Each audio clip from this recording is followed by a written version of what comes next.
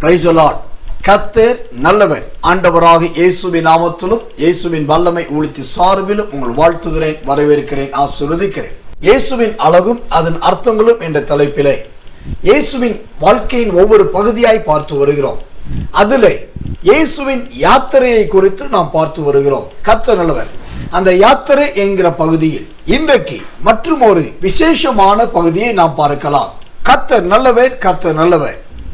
யோவான் சுவிசேஷத்தின் புஸ்தகம் 18ஆம் அதிகாரம் 1வது வசனத்தை வாசித்தால் வேதம் சொல்லுகிறது, அங்கே ஒரு தோட்டம் இருந்தது, அதிலே அவரும் அவருடைய சீஷர்களும் பிரவேசித்தார்கள் என்று பார்க்கிறோம்.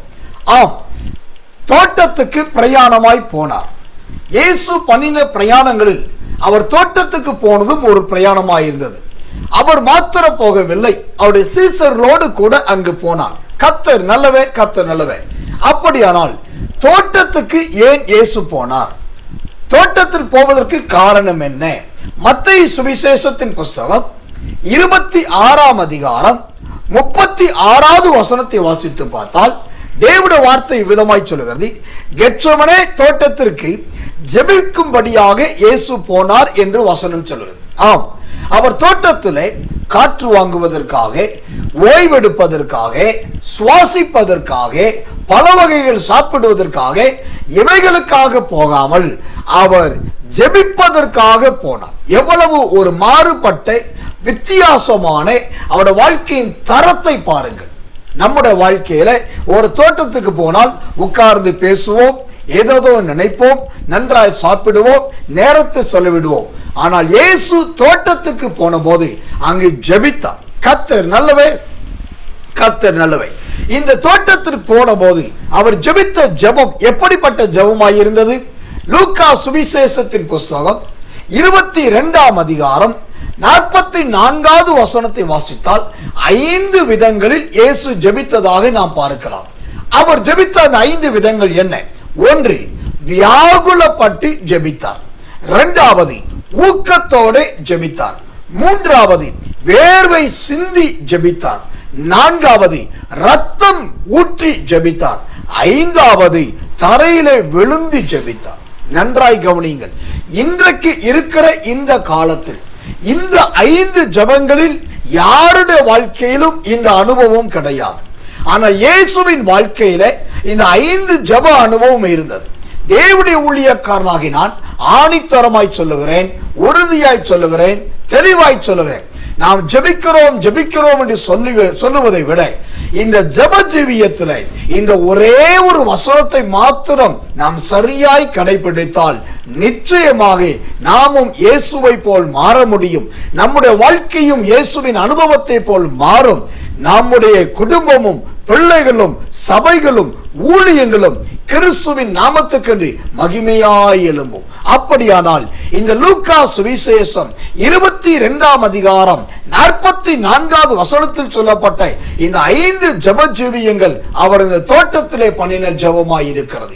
எனக்கு அன்பானவர்களே, நிச்சயமாக இந்த செய்தியை கேட்கிற உங்கள் ஒவ்வொருடைய தலை மீதும் தேவன் இந்த ஜெப ஆவியை ஊற்ற விரும்புகிறார். உங்க உள்ளத்திலே அந்த விண்ணப்பத்தின் ஜெப அக்கினியை பற்ற வைக்க விரும்புகிறார். உங்கள் கண்களிலே ஜெப நேரத்தில் பார்க்கிற தரிசனத்தினால் நிரப்ப விரும்புகிறார். ஜெபிக்க முடியாதபடிக்கு சரீரத்தில் இருக்கிற சோர்வுகள், ஆவியில் இருக்கிற பலவீனங்கள், எல்லா ஆவியின் கலக்கங்களை தேவன் முறியடித்து போட்டு கர்த்தர் நல்லவர் உங்களை ஜெபிக்கிறவர்களாய் மாற்ற போகிறார். இயேசுவின் அந்த தோட்டத்தின் ஜெபத்தில் இன்னொன்றை பாருங்கள். அவரோடு கூட 12 சீஷர்கள் போனார்கள். ஆனா 12 பேரும் அங்கு ஜெபித்ததாக இல்லை. 13வதாய் கூட போன இயேசு மாத்திரம் ஜெபித்தார். 12 பேர் ஜெபமற்றவர்களாய் போனாலும் இவர் ஒருவருடைய ஜெபம் 5 விதமான அனுபவத்தை கற்றுக் கொடுக்கிறது. கர்த்தர் கேட்கிறார், உங்க குடும்பத்தில் நீங்கள் எத்தனை பேர்? உங்க குழுவிலே நீங்கள் எத்தனை பேர்? உங்க ஊழியத்தில் நீங்கள் எத்தனை பேர்? அவர்கள் எல்லாரை விட நீங்கள் உங்க ஜெபத்திலே தனித்துவமாய் காணப்படுகிறீர்களா? முன்மாதிரிகளாய் காணப்படுகிறீர்களா? உங்க வாழ்க்கையும் உங்க ஜெபமும் அநேகருக்கு ஒரு பாடத்தை கற்றுக் கொடுக்கிறதா இருக்கிறதா? யோசித்து பாருங்கள். இல்லை என்று சொன்னால் அதுவும் ஒரு பாவம் தான். ஆண்டவரே, உம்மை போல ஜெபிக்க எனக்கு கற்றுத்தாரும் என்று கேளுங்கள். இந்த கெத்செமனே ஜெபத்தோட்டத்தின் அபிஷேகத்தின் வல்லமை உங்களை நிரப்பும். நிச்சயமாக நீங்களும் ஜெப வீரர்களாய் ஜெப வீராங்கனைகளாய் மாறுவீர்கள். இப்பொழுதே அந்த கிருபையும் அபிஷேகமும் உங்களை நிரப்புகிறது. கர்த்தர் நல்லவர், கர்த்தர் நல்லவர். ஒரு முக்கியமான வசனத்தை வாசித்து நாம் ஜெபிக்கலாம். லூக்கா சுவிசேஷத்தின் புஸ்தகம் 13ஆம் அதிகாரம் 19வது வசனம். அது ஒரு கடுகு விதைக்கு ஒப்பாயிருக்கிறது. அதை ஒரு மனுஷன் எடுத்து தன் தோட்டத்தில் போட்டான். அது வளர்ந்து பெரிய மரமாயிற்று.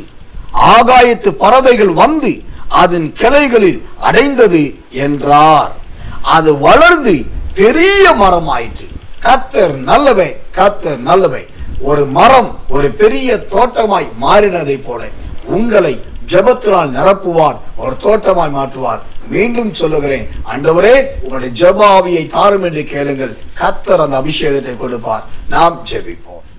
எங்கள் அன்புள்ள நல்ல பரமபிதாவே, குமாரனாகிய இயேசுவின் நாமத்தில் ஊழியக்காரனாகிய நான் இதோ இந்த நேரத்தில் உம்மேல் இருந்த அந்த விண்ணப்பத்தின் ஆவி, ரத்தம் சிந்தும் அளவுக்கு ஜெபிக்கிற ஜெப ஆவி, வேர்வை ஊற்றுகிற அளவுக்கு ஜெபிக்கிற ஜெப ஆவி, வியாகுலத்தோடு ஜெபிக்கிற ஜெப எண்ணங்கள், விழுந்து கிடந்து ஜெபிக்கிற மணிக்கணக்கான ஜெப சமயங்கள், இவைகள் எல்லாம் இதோ உடைய பிள்ளைகளை நிரப்பட்டும் என்று நான் ஜெபிக்கிறேன். இவர்கள் மேல் இப்பொழுதே அந்த ஜெப ஆவி ஆளுகை செய்வதாக இவர்கள் இருக்கிற வீட்டிலே, அலுவலகத்திலே, ஆண்டவரே ஊழியத்திலே, குழுவிலே, குடும்பத்திலே, மற்ற எல்லாரை பார்க்கிறோம். இவர்கள் வித்தியாசமானவர்களாய் உம்மை போல ஜெபிக்கிற ஒரு ஜெப வீரர்களாய், ஜெபிக்கிற ஒரு ஜெப வீராங்கனைகளாய் மாற போகிறதற்காக நன்றி.